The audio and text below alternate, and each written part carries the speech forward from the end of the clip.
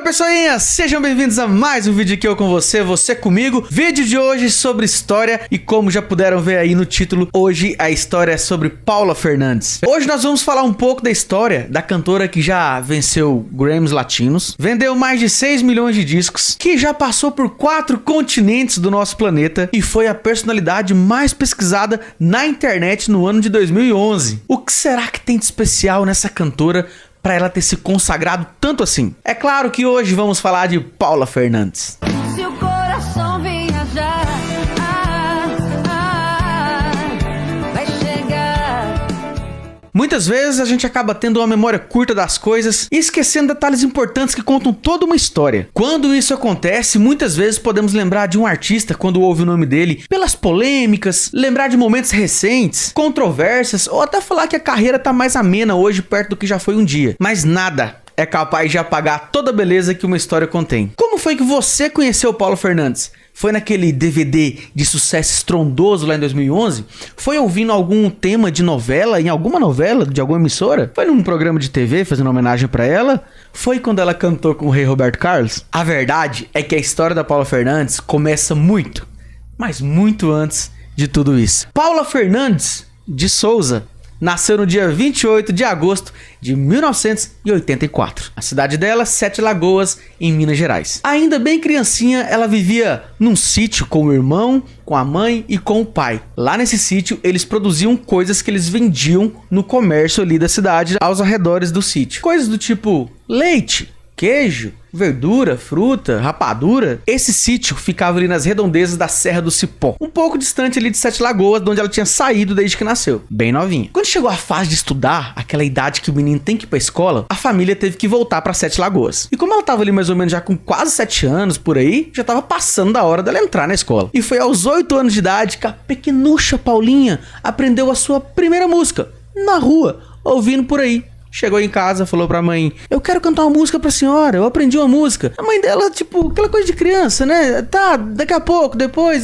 Quando finalmente a mãe dela parou pra escutar, a Paula Fernandes cantou a música Desculpe, Mas Eu Vou Chorar. Se ela tinha 8 anos de idade, isso foi em 1992, tinha muito pouco tempo que Leandro e Leonardo tinham lançado essa música. A primeira plateia da Paula Fernandes foi a sua mãe, a dona Dulce, que se emocionou ao ver a filha cantar, e não porque é filha, mas porque ela cantou de uma maneira diferente, até admirável, pra uma criança sem o mínimo de instrução vocal, de instrução musical. A partir daí, a Paulinha pediu e ganhou o seu primeiro violão, um violãozinho simples, que a primeira coisa que ela teve que fazer foi ter que inverter as cordas daquele violão, porque ela é canhota. E muitas vezes os violões mais simples são feitos para quem é destro. Para quem é canhoto, tem que se virar. A Paulinha não parava de cantar mais. Chegou num ponto que a família começou a acreditar no talento daquela pequena. E aí veio uma decisão importantíssima: vender tudo que tinha para investir na gravação do primeiro disco daquela pequena filha que ainda ia completar 10 anos de idade. E foram para São Paulo. Destino esse que era o mais visado para quem queria seguir uma carreira artística. Aos 9 anos de idade,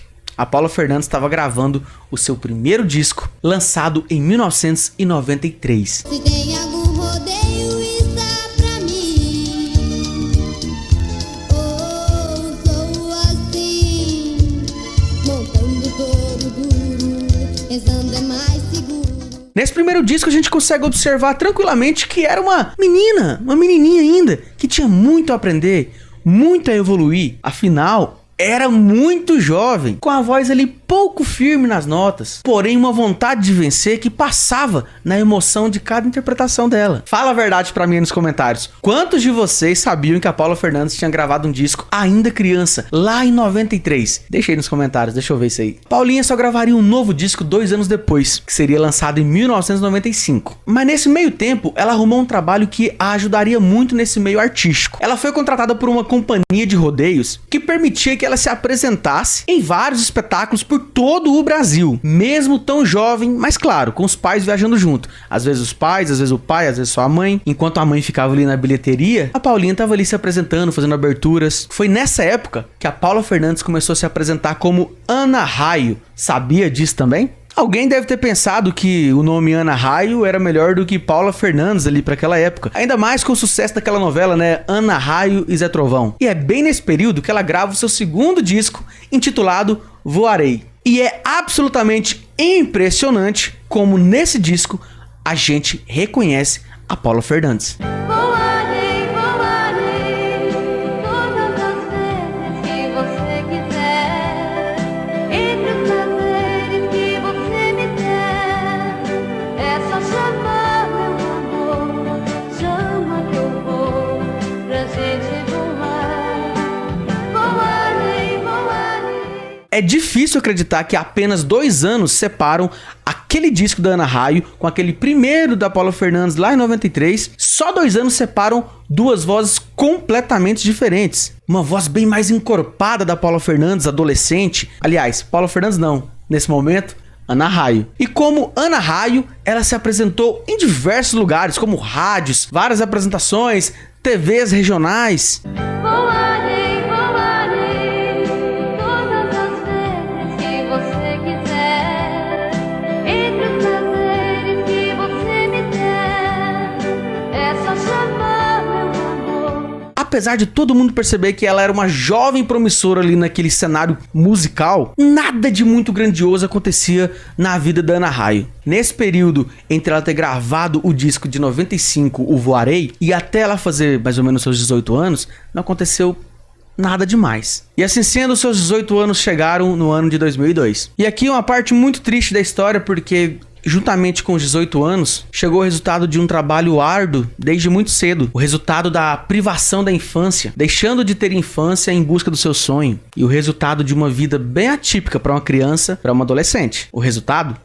Uma severa depressão que afundou a cantora. Foi tão difícil essa fase que ela deixou São Paulo com a sua mãe, os pais ali recém-separados, e voltaram para Minas Gerais. A Paula Fernandes tinha desistido da carreira artística. Ela sofria muito nessa época e nem entendia que ela estava com depressão. Desistiu da carreira e começou a estudar geografia na faculdade. Pouco tempo depois, quando descobriu a doença, começou a tratar com muita dificuldade financeira, ela ainda continuou ali às vezes se apresentando num bar, num outro, mas já não era nada ali com aquela intenção gigantesca de ser uma grande artista, como ela sonhou um dia ser. Como eu disse, 2 anos de um tratamento intensivo contra a depressão, para recuperar o gosto de viver novamente. Mas querer ser artista é algo que a depressão tirou completamente o brilho que antes dos 18 anos se via naquela menina.